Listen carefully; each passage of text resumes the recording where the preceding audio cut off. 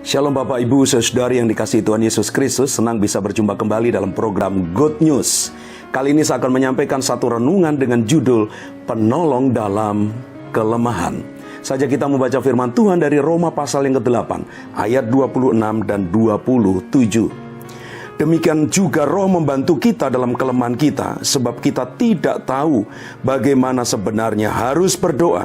Tetapi Roh sendiri berdoa untuk kita kepada Allah dengan keluhan-keluhan yang tidak terucapkan.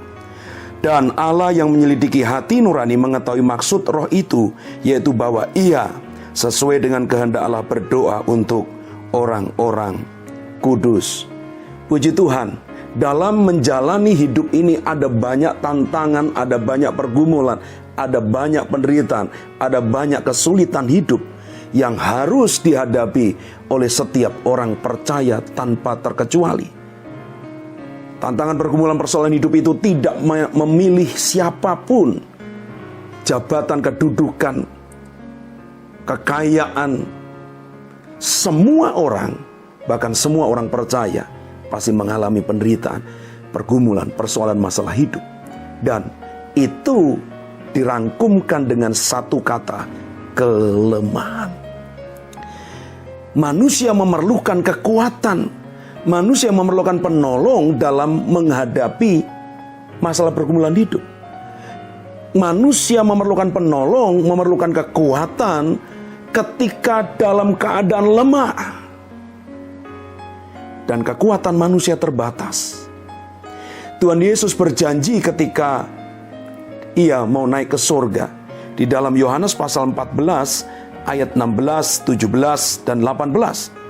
Aku akan minta kepada Bapa dan Ia akan memberikan kepadamu seorang penolong yang lain, supaya Ia menyertai kamu selama-lamanya, yaitu Roh kebenaran. Dunia tidak dapat menerima Dia, sebab dunia tidak melihat Dia dan tidak mengenal Dia. Tetapi kamu mengenal Dia, sebab Ia menyertai kamu dan akan diam di dalam kamu. Aku tidak akan meninggalkan kamu sebagai yatim piatu. Aku datang kembali kepadamu. Yesus berjanji meminta Roh Kudus, penolong yang lain, yaitu Roh kebenaran, yaitu Roh Kudus, supaya Roh itu menyertai kita orang percaya, supaya Roh Kudus itu bukan hanya menyertai tetapi tinggal dalam hidup kita.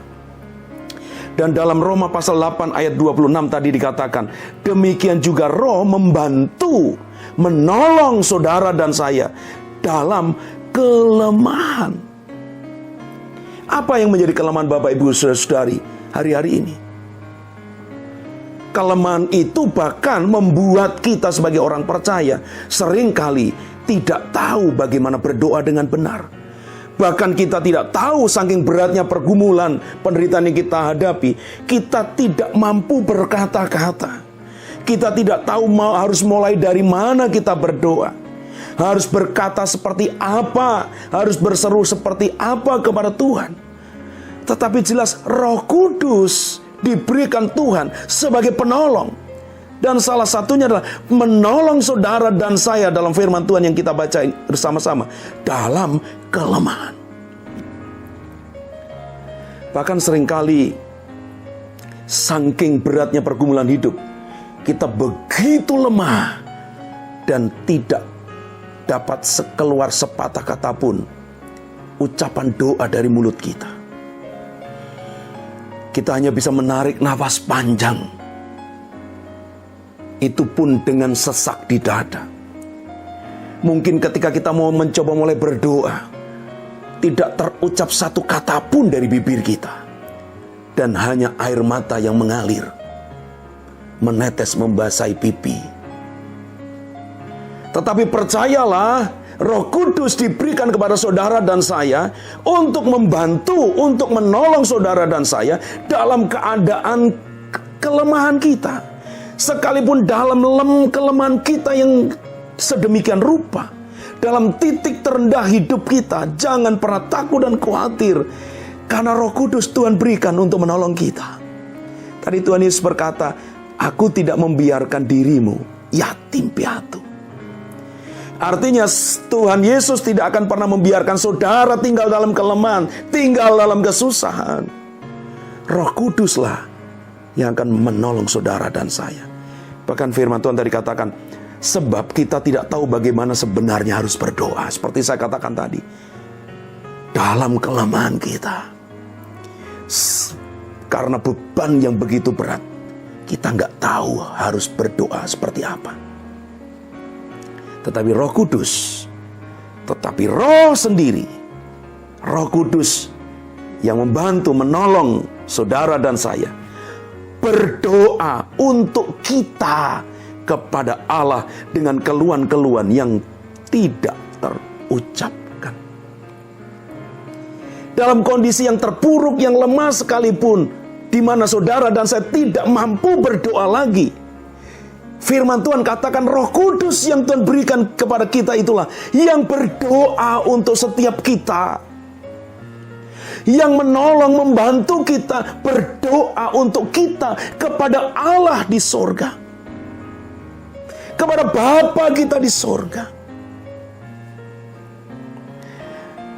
Dan firman Tuhan katakan ayat 27, dan Allah yang menyelidiki hati nurani mengetahui maksud roh itu, yaitu bahwa yaitu Roh Kudus sesuai dengan kehendak Allah berdoa untuk orang-orang kudus, untuk saudara dan saya, orang-orang percaya. Jadi jangan pernah merasa sendiri ketika kita ada dalam segala pergumulan, persoalan, bahkan ketika kita ada dalam titik terendah hidup kita, titik kelemahan kita, di mana saudara dan saya tidak mampu berdoa lagi. Roh Kudus yang akan menolong saudara dalam segala kelemahan.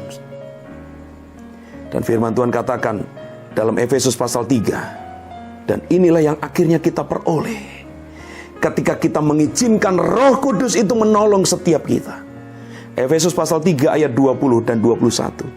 Bagi Dialah yang dapat melakukan jauh lebih banyak daripada yang kita doakan atau pikirkan, seperti yang ternyata dari kuasa yang bekerja dalam kita. Siapa? Apa kuasa yang bekerja dalam diri kita? Roh Kudus. Bagi Dialah kemuliaan di dalam jemaat dan di dalam Kristus Yesus turun-temurun sampai selama-lamanya. Amin. Biar Roh Kudus benar-benar menjadi penolong dalam hidup setiap kita. Jangan takut, jangan gentar, jangan khawatir.